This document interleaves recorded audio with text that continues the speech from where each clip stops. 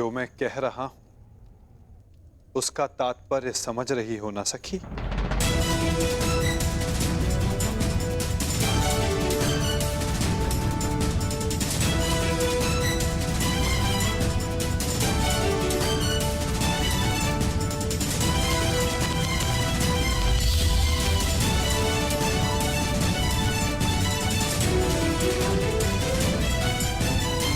बिना देखे आपने लक्ष्य संधान कैसे किया? आपके नेत्रों में देखकर।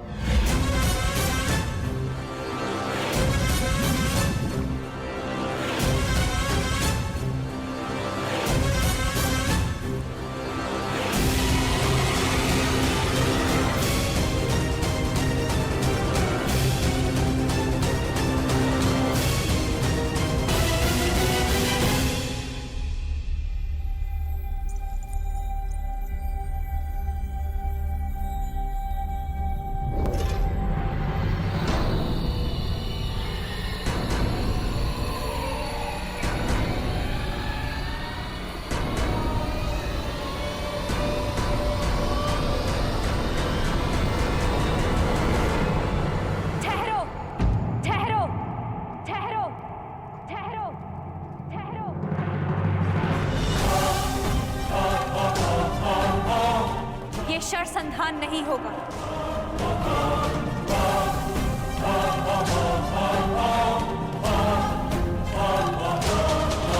परंतु क्यों?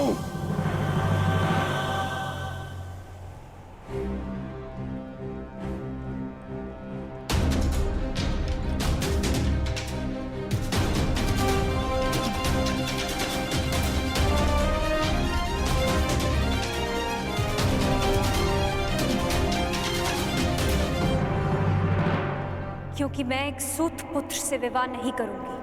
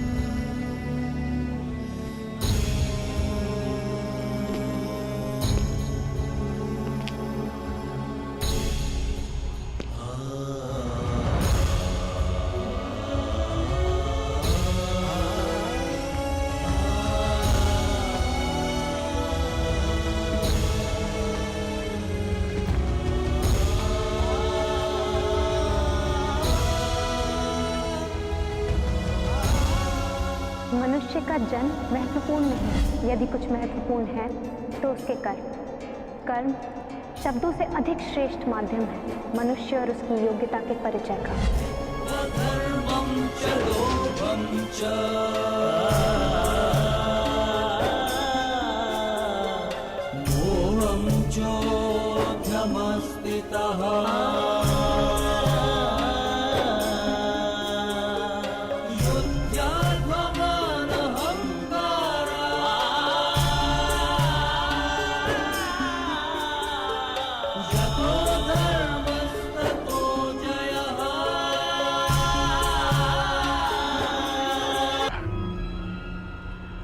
कभी कभी शब्द कर्म से अधिक श्रेष्ठ माध्यम होते हैं।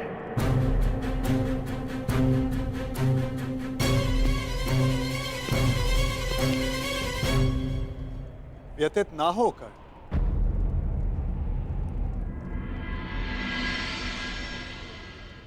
ये निर्णय स्वयंवरा का है और इस सभा में उपस्थित सभी को इस निर्णय का सम्मान करना चाहिए।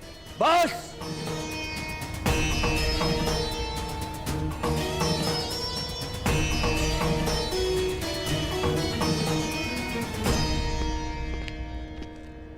पांचाल नरेश बस। ये कैसा खेल है?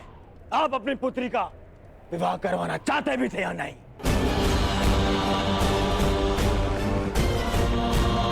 केवल अपने मनोरंजन के लिए आपने ये स्वयंवर रच लिया।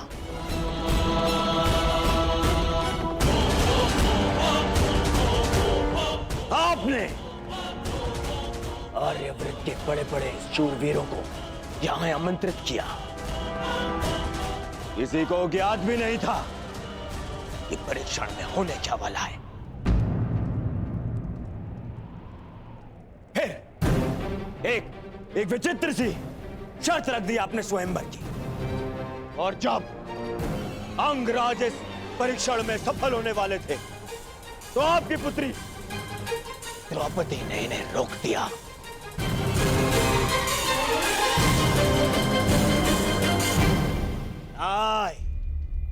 ये स्वयंवर नहीं है, छल है, छल।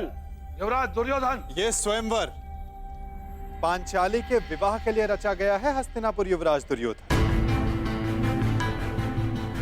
और स्वयंवर स्पर्धा नहीं होती, स्वयंवरा को अधिकार है अपने वर के चयन करने का, जिसका द्रौपदी ने प्रयोग किया।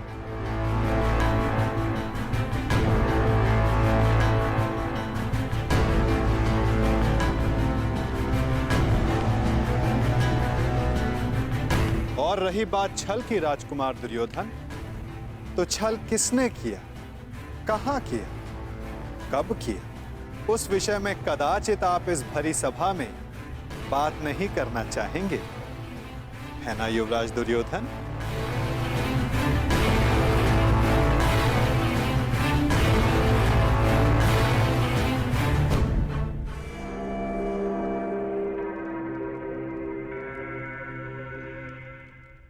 सम्राट!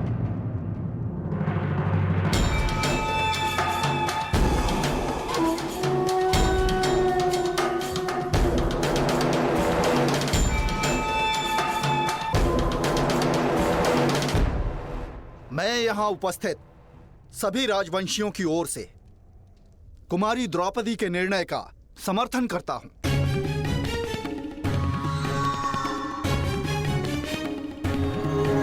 मुझे तो युवराज दुर्योधन की सोच पे आश्चर्य हो रहा है। राजकुल से होकर भी ये उन्होंने सोच कैसे लिया कि पांचाल नरेश अपनी पुत्री का विवाह एक सूत पुत्र से करेंगे। सावधान मंत्री नरेश। सावधान तो आपको रहना था।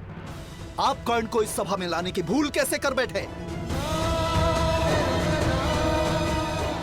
जाइए अंगराज कर्ण, जाइए, जाके अपने अश्वों की राज संभालें। यह क्षत्रियों का स्वयंवर है, जाइए।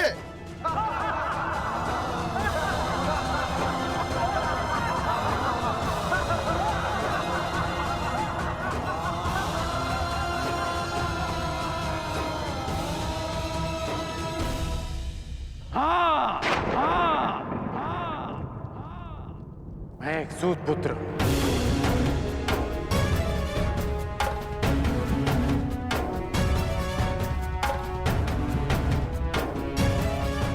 और मुझे गर्व है कि स्वयं को क्षत्रिय समझने का अभिमान करने वाले महारथियों का मार्गदर्शन एक सूत ही करता है।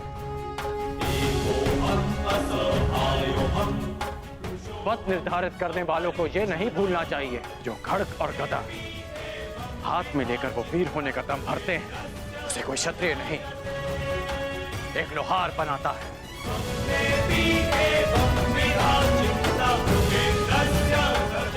जो अन्न वो खाते हैं उसे किसान उपजाता है।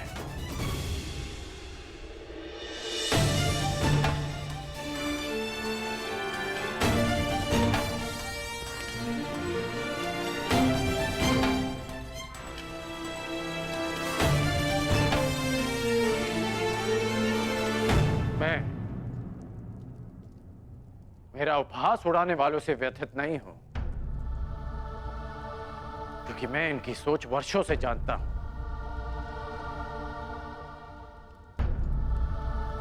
मैं आपसे निराश हूं,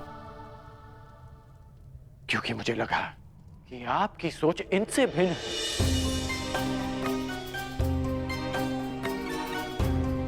इस अपमान को सहने की क्षमता स्वयं में लाने के लिए मुझे वर्षों लग गए, परंतु आश्चर्य इस बात का है कि एक सूत का अपमान करना, उससे घृणा करना, कुछ दिन पहले जन्मी पांचाली इतना शीघ्र सीख गए। कैसे?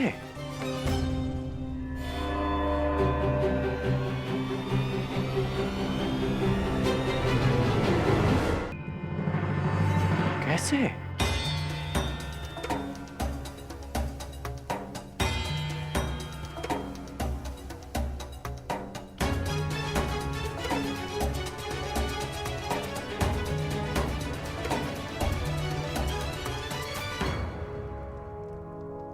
कुछ दिवस पूर्व किसी ने मुझसे कहा था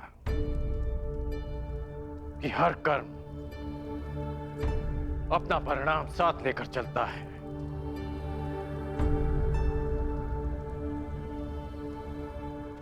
तो सुनिए याज्ञसेनी कि जो आज आपने मेरा अपमान किया, उस अपमान का परिणाम आपको अवश्य मिलेगा।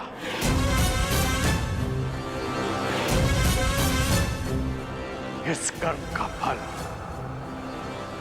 आप अवश्य भोगेंगे।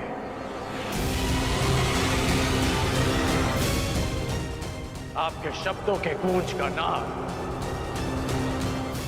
जीवन भर आपको सुनाई देता रहेगा। स्मरण रहे।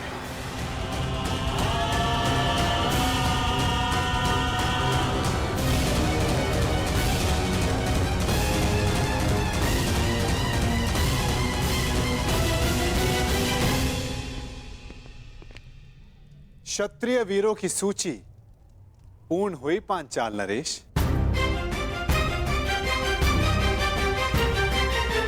प्रतीत होता है कि अब और कोई नहीं जो इस परीक्षा में सफल हो सके। तो क्या स्वयंवर निरस्त कर दिया जाए पांचाल नरेश? नहीं केशव, यदि स्वयंवर निरस्त कर दिया गया तो पांचाल का बड़ा अपयश होगा। कोई उपाय सोचिए।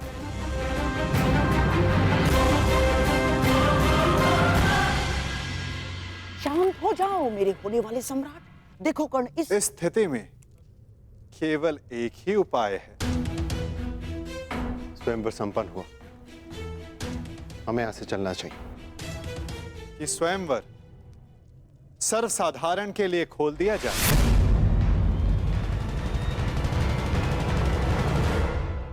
किसी को भी लक्ष्य भेद करने का अधिकार और अवसर दिया जाए।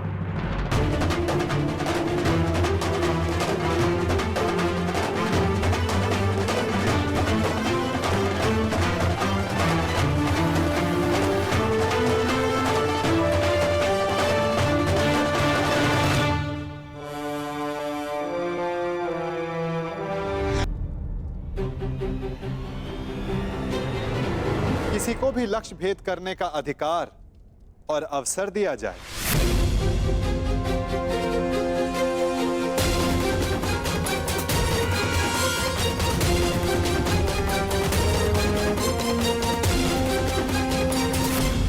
लो मेरे होने वाले सम्राट, अब स्वयंवर तो सबके लिए खुल गया है। जब कोई कुछ कर ही नहीं पाएगा तो कर्ण को अवश्य अवसर मिलेगा। हमें यहाँ रुकना चाहिए। नहीं मामाश्री, यदि अब हम पांचाल में रुके तो केवल एक ही कारण होगा, और वो युद्ध है, अन्यथा नहीं। चलिए यहां से।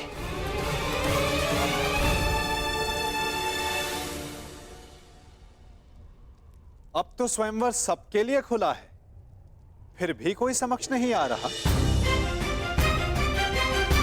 क्या मेरी पुकार योद्धाओं तक नहीं पहुंच पा रही?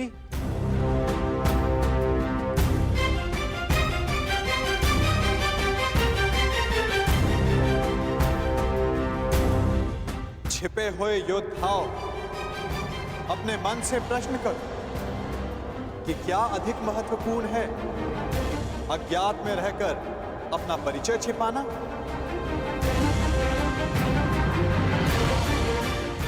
पराक्रम से अपना अधिकार पाना, अपनी श्रेष्ठता सिद्ध करना। क्या कोई योद्धा नहीं जो ये लक्ष्य साध सके? क्या किसी की भुजाओं में बल नहीं? यदि है तो मैं उसका आवाहन करता हूं। अर्जुन, आगे बढ़ो।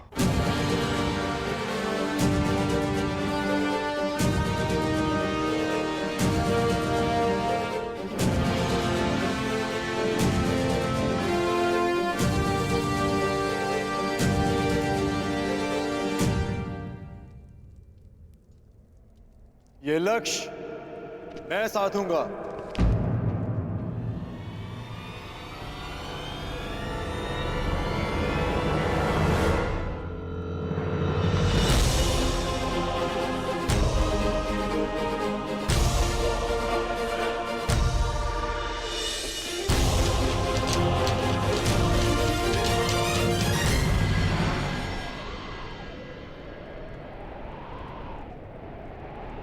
जब वो क्षण आएगा तुम्हें स्वयं अनुभूत हो जाएगा सखी।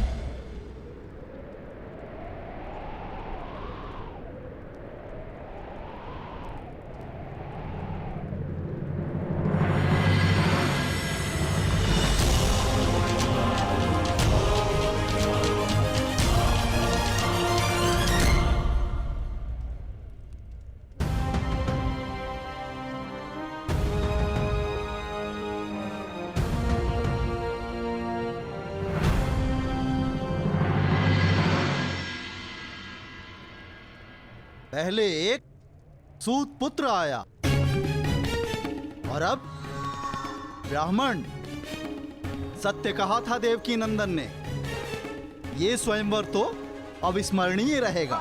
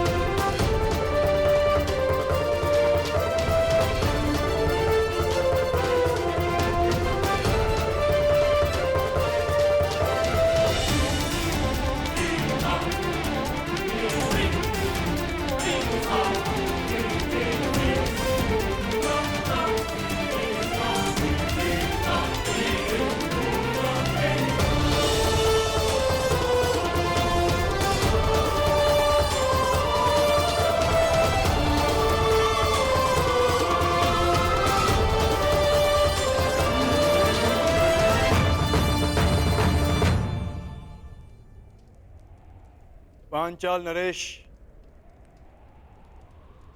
लक्ष्य संधान की अनुमति चाहूंगा। ब्राह्मण देवता, आप भूलवश यहाँ आ गए हैं। यज्ञशाला दूसरी ओर है और भिक्षादान द्वार पर हो रहा है। जाइए। सुना है ब्राह्मणों के श्राप में बड़ी शक्ति होती है। ऐसा ना हो कहीं इस मीन को श्राप देकर नीचे गिरा दें।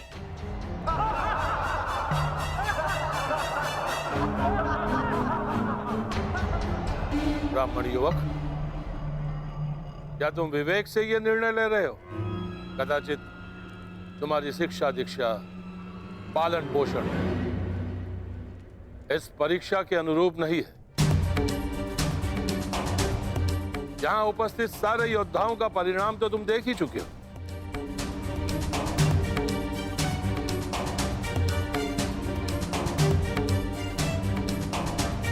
मैं आपके विचारों से सहमत हूं पांचाल नरेश, परंतु ब्राह्मण के बल पर संदेह नहीं करना चाहिए।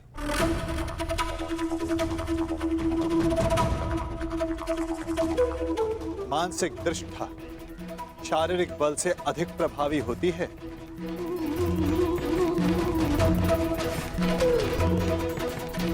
दिव्य अस्त्र का आवाहन करने वाले मंत्र ब्राह्मणों की शक्ति होती है। और फिर श्री परशुराम भी ब्राह्मण ही तो हैं। क्या उनकी शक्ति पर किसी को संदेह है?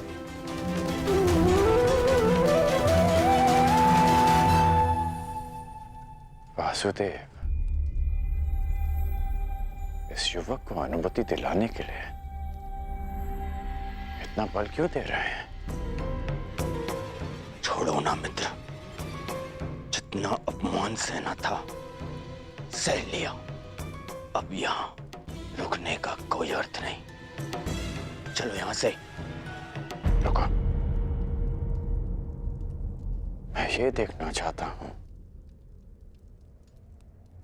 कि यहाँ क्या होने जा रहा है। और जैसा कि मैंने पहले भी कहा पांचाल नरेश, ये स्वयंवर है। अंतिम निर्णय द्रौपदी का होगा।